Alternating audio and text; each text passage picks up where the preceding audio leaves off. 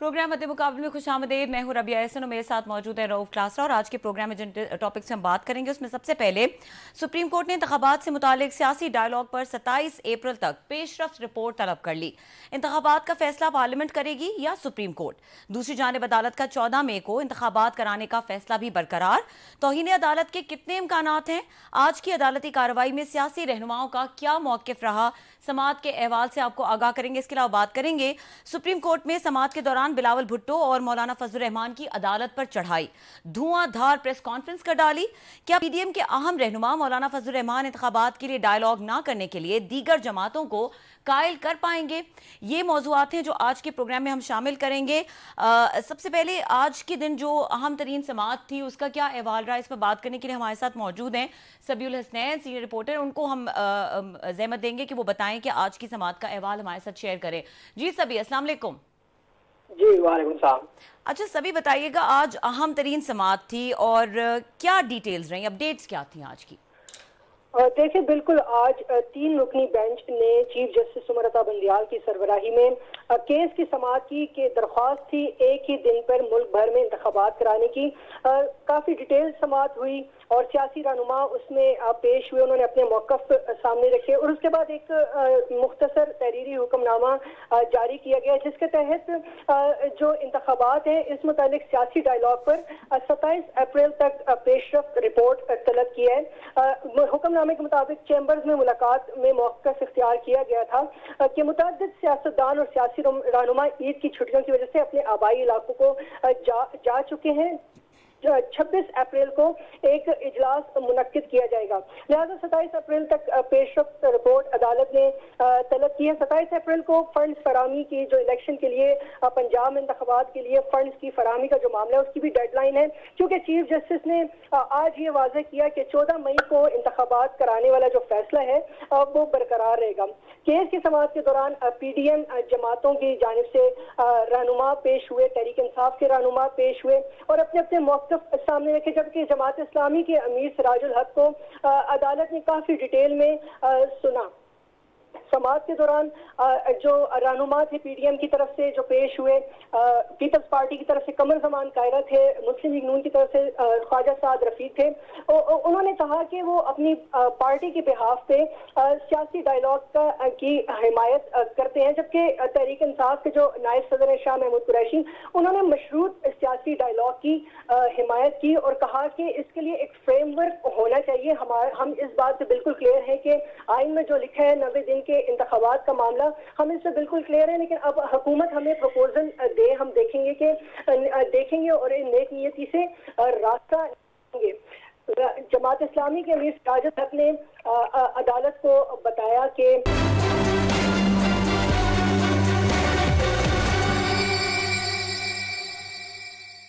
Welcome back और हमारे साथ मौजूद हैं हफीजुल्लाह नियाजी साहब। उनको वेलकम करेंगे शो पे। अस्सलाम वालेकुम हफीजुल्लाह नियाजी साहब। हाँ जी।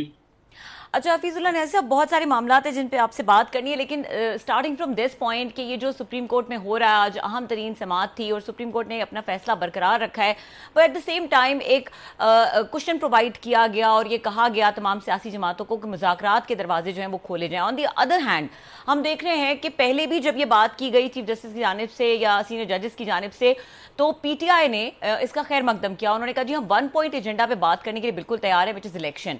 लेकिन आज हमने इन द मीन वाइल जिस वक्त ये समाअत हो रही थी अहम तरीन, उस टाइम पे हमने ये देखा कि मौलाना फजलुर रहमान और बिलावल भुट्टो जरदारी ने बड़ी धुआंधार प्रेस कॉन्फ्रेंसेस की और जिसका जो क्रक्स था वो ये था कि मुज़ाकरात तो होने ही नहीं चाहिए और ये इंटरवेंशन है जो सुप्रीम कोर्ट कर रहा है इस मामले में। तो इसका हल क्या नजर आता है? क्या हल है? जब बात नहीं करेंगे बैठ के आपस में और अदालतें भी इंटरवीन नहीं करेंगी, तो फिर कौन सी ताकत आएगी और इलेक्शन टाइम पे करवाएगी, which is a constitutional right? मेरा ख्याल है कि ये हल तो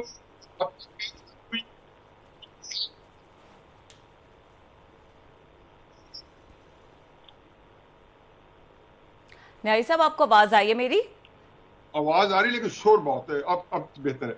लेकिन ये हल तो तब बंदा कहे कि जब आप ये कहेंगे मैं जो जिस नतीजे में मैं पहुंचा हुआ हूं और आज का नहीं और कुछ महीनों का नहीं, चंद सालों से पहुंचा हुआ हूं कि हम जहां चंद साल पहले आ गए थे वहां से वापसी मुमकिन नहीं थी, और उन चंद सालों में भी हमने उसमें मजीद उसके अंदर पेचीदगियां जो है वो मुतारिफ कराई हैं सारी की सारी। अब क्राइसिस ये है कि इस वक्त किस चीज का हल ढूंढा जा रहा है और कौन ढूंढ रहा है। इमरान खान साहब का तो स्टेटेड पोजीशन एक ही थी कि मैं दहशत गर्दों से मुलाकात कर लूंगा, मैं मोदी से बात कर लूंगा, मैं फलां से कर लूंगा, मैं इनसे बात नहीं करूंगा, ये बहरहाल चोर हैं, डाकू हैं, जो कुछ है।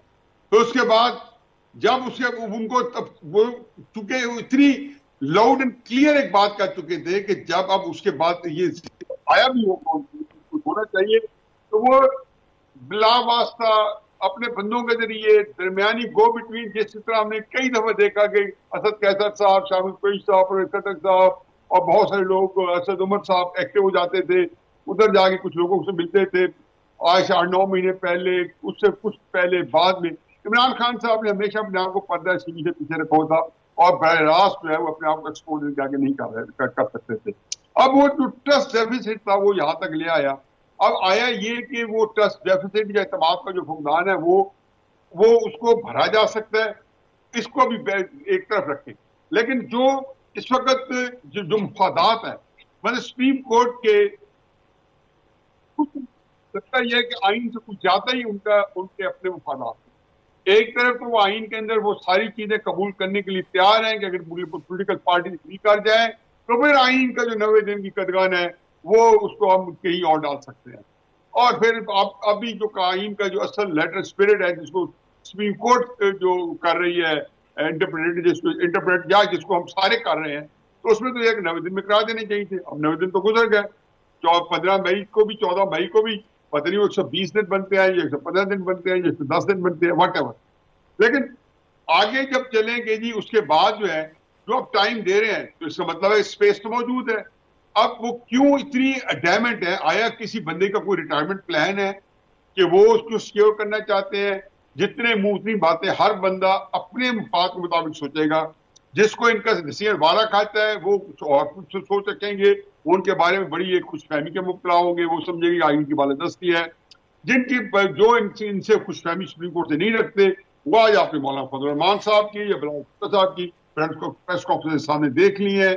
और लेकिन एक आखिरी बात मैं ऐड करता जाऊं, मुझे लगता है कि इन मुलाकात में जो बिलावल साहब जिसको इनिशिएट कर रहे हैं, जिसका जरदारी साहब ने इससे फ्लोरिडा हाउस किया है या डबल अल्फाज दूसरी जगहों पर किया है, या पीडीएम के या इत्तेहादी हुकूमत के सरबराही इजलास में उस फ्लोर पे किया है, उसके पीछे मेरा ख्याल है ज्यादा एस्टेब्लिशमेंट की ख्वाहिश मुझे ज्यादा लगती है। अब एस्टेब्लिशमेंट क्या हो सकता है मैं कुछ नहीं कह सकता हूँ। नहीं सब just a couple of points. देखिए आपने कहा कि 10 दिन तो गुजर गए हैं, तो इसका ये मतलब तो नहीं है कि 2 साल और गुजर जाएं या 10 साल और गुजर जाएं। It has to come to a conclusion. कहीं ना कहीं तो बातें जाके रुकना है और उसको एक टाइम या डेडलाइन मिलनी है कि ये इलेक्शन कब होने चाहिए। सेकेंडली आपने कहा कि मुज़ाकरात नहीं करना चाह रहे इमरान खान साहब, लेकिन जो डॉक्यूमेंटेड उनके रिस्पॉन्सेज हैं, जिस वक्त अदालत उनको ये कहती है कि तमाम सियासी पार्टीज बैठें और इसके ऊपर बात करें, तो उस वक्त उन्होंने इस चीज को खैर मकदम किया था कि ठीक है मुज़ाकरात के लिए तैयार हैं। अब इमरान खान साहब बराह रास्त करना चाहते हैं या वो कमेटी बनाते हैं या सीनियर मेंबरान करते हैं पीटीआई के, that is another way out, but जो उनका रिस्पॉन्स था वो तो मौजूद है। ये तमाम बातें होते हुए तो ये नहीं कहा जा सकता कि मुज़ाकरात जो हैं वो नहीं किए जा रहे पीटीआई की तरफ से, और दूसरी तरफ हल तो इस बात का बहरहाल निकलना है।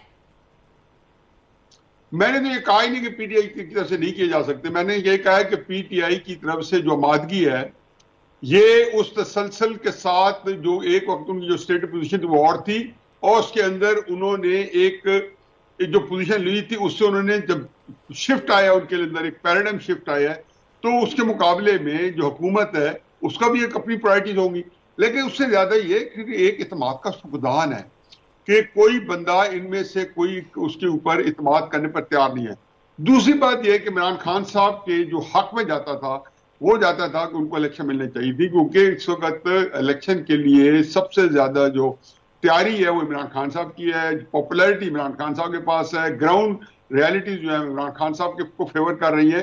तो उसका जो प्लान करते, मतलब मैंने तो अप्रैल के अंदर तहरीक इंसाफ के लोगों से जब मेरा कुछ इंटरेक्शन हुआ तो मैंने कहा जी आप अगर कोई अक्ल हो तो करेंगे आपको 6 नवंबर के अंदर किसी तरीके से इलेक्शन दे दें या अक्टूबर में इलेक्शन दे दें, और अपनी दो हुकूमतों को हिफाजत करें, केपी में और पंजाब में जो मौजूदा इत्तेहादी हुकूमत के सामने उसको करें।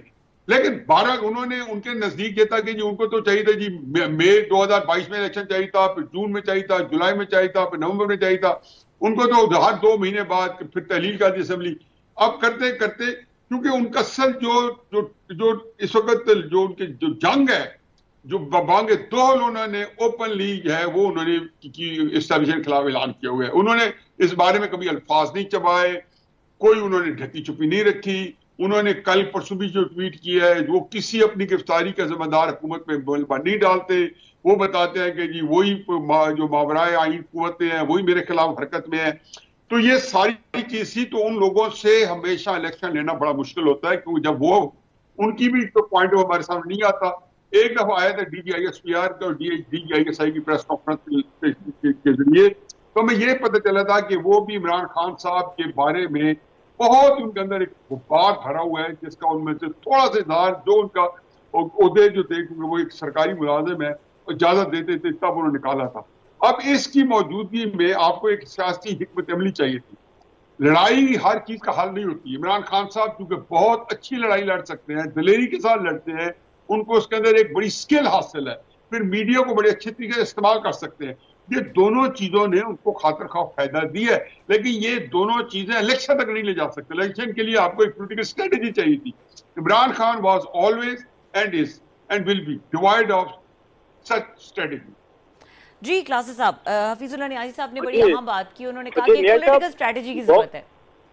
जी जी बिल्कुल, न्याय साहब हमेशा बड़ी दबंग बात करते होते हैं, बड़ी फेयर बात करते होते हैं।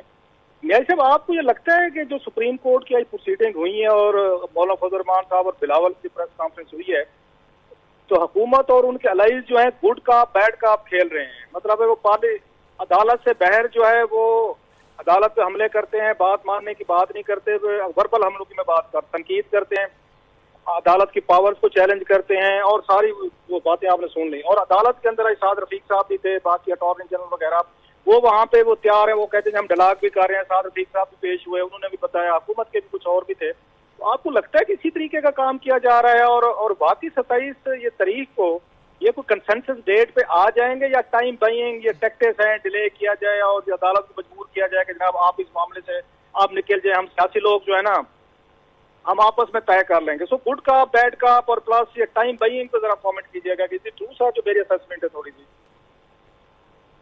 क्या सब, पहली बात तो ये कि इस वक्त सारे इदारे जो है ना अपनी सारी साख दांव पे लगा चुके। सुप्रीम कोर्ट जो है उसका क्राइसिस ये है कि उसके अंदर के जो इख्तलाफात हैं वो बीच चौराहे के अंदर जो है डिस्कशन में है, गली बाजारों के अंदर वो हर जगह पे किए जा रहे हैं। पॉलिटिकल पार्टीज के जो प्रॉब्लम्स है सारों को मिला के इमरान खान समेत उनके इंस्टीट्यूशन को भी नाकाबिल इतलाफी नुकसान पहुंचा हुआ है, जिसमें से ज्यादा मलबा जो है इस वक्त जो इत्तेहादी हुकूमत में एक बहुत बड़ा इत्तेहाद 16, 17, 18 पार्टीज का, तो उनको उसका ज्यादा हिस्सा लेना पड़ रहा है। और जो हमारी स्टैब्लिशमेंट है जो सबसे मेन प्लेयर है, जो तो हमेशा ये कहता हूं कि हमारी पाकिस्तान की एक तारीख है और तारीख से हमें सबक सीखना होगा। हालांकि तारीख का सबक एक ही है कि तारीख से सबक कोई नहीं सीखता, और तारीख का सबक यह है कि ख्वाजा नाज़मुद्दीन की डिसमिसल के बाद, मैं तो लियाकत अली खान को भी इनकॉर्पोरेट करता हूं, लेकिन ख्वाजा नाज़मुद्दीन की डिसमिसल के बाद और शहबाज शरीफ साहब की वजारत उस वक्त तक एक वजीर आजम नहीं है। ये मैं हमेशा ओपन चैलेंज करता हूँ टीवी के ऊपर बैठ के और बेशुमार जगहों पे, एक वजीर आजम नहीं है कि जो एस्टेब्लिशमेंट ने जिसको ना बनाया हो और जिसको एस्टेब्लिशमेंट ने ना उतारा हो। एक बंदा बता दे कि जिसको एस्टेब्लिशमेंट की मदद के बगैर वो वजीर आजम बना हो, या किसी उसकी नौयत इंटेंसिटी फर्क हो सकती है। अब इसमें एस्टेब्लिशमेंट एक बहुत बड़ा प्लेयर है, लेकिन एस्टेब्लिशमेंट पहली दफा जरा बाजा साहब को दुआएं दें, क्या करें, उनका पूरा एस्टेब्लिशमेंट जो इंस्टीट्यूशन है उसके अंदर भी सब अच्छा की रिपोर्ट उस तरह नहीं है जिस तरीके से उनको मिलनी चाहिए थी। जो एक कंफर्ट जोन होता है एक किसी भी आर्मी चीफ का अपनी इदारे के अंदर, वो पूरे का पूरा मुनी जनरल साहब जो भी उनका नाम है, हमारे जनरल साहब को वो मुयस्सर नहीं है। जो इससे पहले बाजा साहब को, रहीम शीर साहब को, क्यानी साहब को, जितने लोगों को जो पीछे मुयस्सर था, एक उनको बिल्कुल जिसको कहना चाहिए था बकौल जनरल आसिम नवाज जंजूर साहब के, कि एक जिसके एक इशारे पे 7.5 लाख बंदा जो है अपनी जान देने पर तैयार हो, वो बंदा किसका आदमी हो सकता है? वो अपना आदमी होता है। उन्होंने आर्मी चीफ के सीए से आपको न्याय साहब, जो असल सवाल है सर, आप क्योंकि पॉलिटिक्स को बड़ा करीब से जानते हैं, स्टूडेंट लाइफ से स्टूडेंट लीडर रहे हैं पंजाब यूनिवर्सिटी में बहुत बड़े सर आप, उसके बाद आपने मुसलसल पिछले 40-50 साल आपने ये सियासत ही आपने देखी है और ये मतलब प्रैक्टिसिंग है आपको लगता है कि 27 तारीख को ये कंसेंसस ये डेट ले आएंगे या फिर वो अदालत को कहेंगे सॉरी सर हमारी आपस में हमारे अलाइज नहीं मानते, हुकूमत कहेगी अलाइज नहीं मानते, इमरान खान साहब कहेंगे कि हम 8 अक्टूबर नहीं मानते, तो again we will back to square one और चीफ जस्टिस साहब मजबूर हो जाएंगे कि वो कंटेम्प्ट प्रोसीडिंग शुरू करें हुकूमत के खिलाफ? मेरा ख्याल है कि जी जो मुझे लगता ही है कि वो तो बिल्कुल कॉन्सेंसस तो बिल्कुल नहीं होगा और हुकूमत जो है वो टाइम बाय करेगी किसी तरीके से। और सिराजुल हक साहब के ने आज जो फार्मूला दिया है मैं उससे बहुत ही अप्रिशिएट किया है। अगर कोई मुमकिन हल है तो सिराजुल हक साहब के फार्मूले में है। ये भी हुकूमत दोबारा नहीं खाता, इमरान खान साहब के बारे में है। अगर कोई इमरान खान साहब को अक्ल दे और कोई को समझाए कि इमरान खान साहब तुम्हें जब भी इलेक्शन मिलने उसको ले लो, ये ना सोचो कि जी ये हर सूरत में बंदयाल साहब की मौजूदगी में होंगे या इस मौजूदा जो है इंतजामी जो ढांचा सुप्रीम कोर्ट का इसके नीचे होंगे तो उसके लिए वो आपको बाहर रखाएंगे आपको। लेकिन सिराजुल हक साहब के फार्मूले के मुताबिक भी जो इलेक्शन है वो 15-16 सितंबर से पहले ही हो रहा है। 17 सितंबर बंदयाल साहब का या 16 सितंबर आखिरी दिन है। तो सिराजुल हक साहब के फार्मूले पे ये इकट्ठे ना हुए तो हर इदारा अपने जोम में इस तरह चलेगा कि अंदर उसका कॉन्फिडेंस जो है वो फिर शैटर्ड है। चाहे हुकूमत है वो सुप्रीम कोर्ट के साथ फूंक हो के चल रही है कि हम इसको इस तरह गीदड़ भपकिए दें कि ये दब जाए। एक और बताएं, आपके पास खबर होगी, यकीनन खबर होगी, मैं इसलिए सवाल पूछ रहा हूं आपसे, ये सिराजुल हक साहब का अचानक इनका एक्टिव होना, इमरान खान साहब से मुलाकातें, हुकूमत के लोगों से मुलाकातें, अलाइज से मुलाकातें, फार्मूला देना और बाद में साथ में DGISI और कमांडर्स का DGMO का जाके मिलना, चीफ जस्टिस ऑफ पाकिस्तान से ब्रीफिंग करना, आप लगता है कि कोई इनका कोई आपस में तल्लुक है या बस सिराजुल हक साहब अचानक खुद से अपना फार्मूला लेके वो मार्केट में है या कहीं से एस्टेब्लिशमेंट या किसी और पावर्स की उनको थोड़ी सी अगर थपकी है, उनको थोड़ी सी सपोर्ट है कि जी जाएं बात करें और हम देखते हैं कि इसको मैनेज किया जा सकता है? तो आपको लगता है कि चीफ जस्टिस साहब ने फिर अपना थोड़ी पोजीशन जो है उन्होंने थोड़ा सा अपने आप को पीछे किया कि ठीक है जी डला कर लें, आप आपस में बात कर लें? आज उनको भी बुला लिया गया, बड़ा अप्रिशिएट भी किया उन्होंने सिराजुल हक साहब को, DGISI को आपको ऑलरेडी मिल चुके थे। इन तीनों चीजों का कोई कनेक्शन देखते हैं सर आप? अब हम कितने बोले हैं, आपने खुद ही एक बात बता दी है और मैं तो वैसे ही आपको पता है कि मेरा एक बड़ा रूहानी ताल्लुक है सिराजुल हक साहब से और जमात से और मेरी पूरी जिंदगी जो है उनके बारे में बड़ा जो है बड़ा बहुत एहतराम का मोहब्बत का रिश्ता है। लेकिन मैं मेरा भी मैं बड़ा एहतराम करता हूँ उनका सर। मैंने सवाल पूछा अगर कोई खुदा ना खास्ता कोई मैंने वो नहीं किया, जस्ट क्योंकि मुझे पता है कि आप ही बेहतरीन सवाल का जवाब दे सकते हैं, दैट्स द रीजन सर। मैं इस बारे में बिल्कुल जो तैयारी बात करूंगा। पहले भी मुझे 2-3 जो है प्रोग्राम में किसी ने पूछा है तो मैंने एक ही बात की है कि जी इसके अंदर 100% हो सकता ना हो, लेकिन मैं जो मेरा अपना तजरिया है, मैं जाती मेरी राय 100% एस्टेब्लिशमेंट कराता है। मैंने अभी आपको चंद हमें पहले बताया कि बिलावल साहब का एक्टिव होना, जरदारी साहब का एक्टिव होना, इसमें दो राय ही नहीं है कि एस्टेब्लिशमेंट जो है वो एक जो है डायलॉग से चला रही है। अब मैं इसके बारे में सिराजुल हक साहब का सर, नियाजी भाई सिराजुल हक साहब का एक्टिव होना, यहाँ भी एस्टेब्लिशमेंट का आपको हाथ नजर आता है, सपोर्ट है वहाँ पे? मेरी जाती राय में 100%, यही मैंने आपको बताया 100%। Right sir, right sir, 100%। और यही बात मैंने कही कि ये सारे जो है, लेकिन मुझे जो चीज कहे कि मैं इस बात में समझता हूं कि एक बचत हो जाएगी सिराजुल हक साहब के फार्मूले के ऊपर, एक कॉन्सेंसस हो जाए, क्योंकि फार्मूला उनका बड़ा कमाल का प्रैक्टिकल है, जो कि तहरीक साहब को सबसे ज्यादा वारा खाना चाहिए। अगर कुछ थोड़ा वारा नहीं खाएगा तो शायद सुप्रीम कोर्ट का ना खाएगा। सुप्रीम कोर्ट के बारे में जो सोचा जा रहा है कि बंदयाल साहब जो है उनकी रिटायरमेंट आ रही है, उसके बाद उनके ज़ाहिर कोई एस्पिरेशन होगी। पहले भी सुप्रीम कोर्ट के जज अजमत सईद साहब जो है जब रिटायर हुए तो शौकत खानम के बोर्ड ऑफ गवर्नर्स पे चले गए, और इस तरह के मनफत बख्श ओहदे जो है कोई पाबंदी नहीं हमारे जजेस में, वो अक्सर ले लेते हैं या कई और तरीकेकार होते हैं।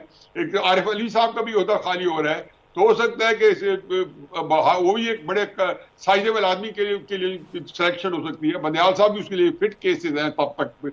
तो ये बहुत सारी बातें जो कि हम सिर्फ तजियाती तौर पे जो जायचा बनाते हैं सियासी, उसके अंदर ये सारी बातें जो है खामखा हमारे दिमाग में आती हैं क्योंकि ये वो हकायक हैं, ये जो वेरिएबल्स हैं, इन्हीं के साथ तो हमारी सियासत आगे नहीं सर, इन्हीं के मुताबिक। नहीं, आप क्या कह रहे हैं कि ये सदर अलवी साहब का जो ओहदा खाली होना है सितंबर तक शायद, तो उस पे किसकी एलिवेशन हो सकती है, कौन नॉमिनेशन हो सकती है? माजी में हमने देखा नवाज शरीफ साहब ने सैयद सदीकी साहब को भी नॉमिनेट किया था, इससे पहले तारड़ साहब तो खैर बन ही गए थे, वो जज थे, वो भी लाके थे।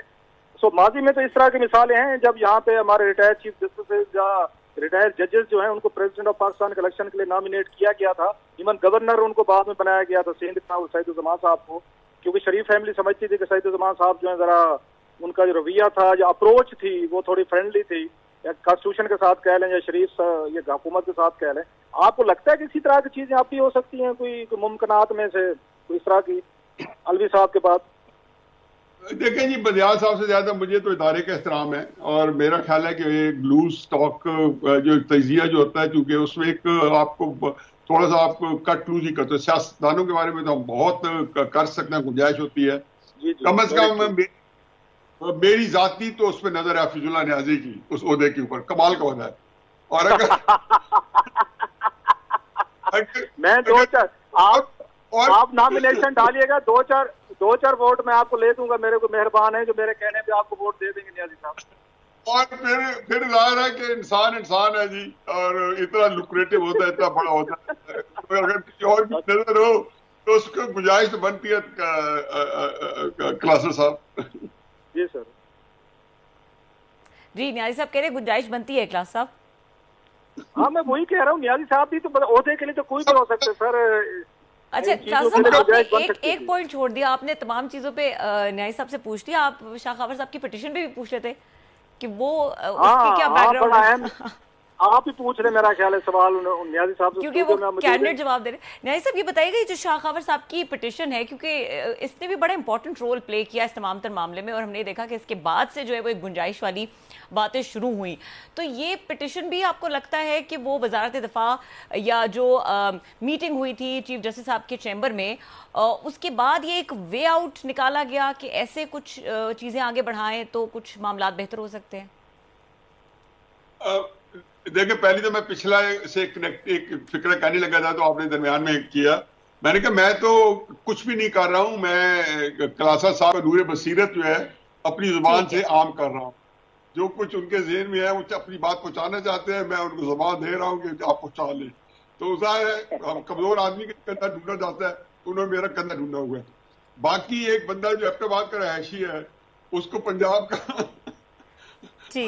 बड़ा है, और पंजाब की पिटीशन उसने आगे सुप्रीम कोर्ट में कर दी है, जिसका पंजाब से खुद ताल्लुक नहीं है। एबटाबाद बड़ा अच्छा इलाका, वहाँ पीएम में काकूल भी है, वहाँ पे एक खास माहौल भी है, वहाँ पे हमारे बड़े बड़े जो है बड़े उसामा बिन लादेन को भी ढूंढा था। न्याजी साहब, माजरत के साथ आपकी बात को काटना पड़ रहा है, प्रोग्राम का वक्त खत्म हो गया है, शार्प क्लोजिंग के लिए कहा जा रहा है। बहुत शुक्रिया, आपने वक्त दिया और यहाँ पे प्रोग्राम का वक्त खत्म हो गया। देखने के लिए शुक्रिया, इजाजत दीजिए, अल्लाह हाफिज।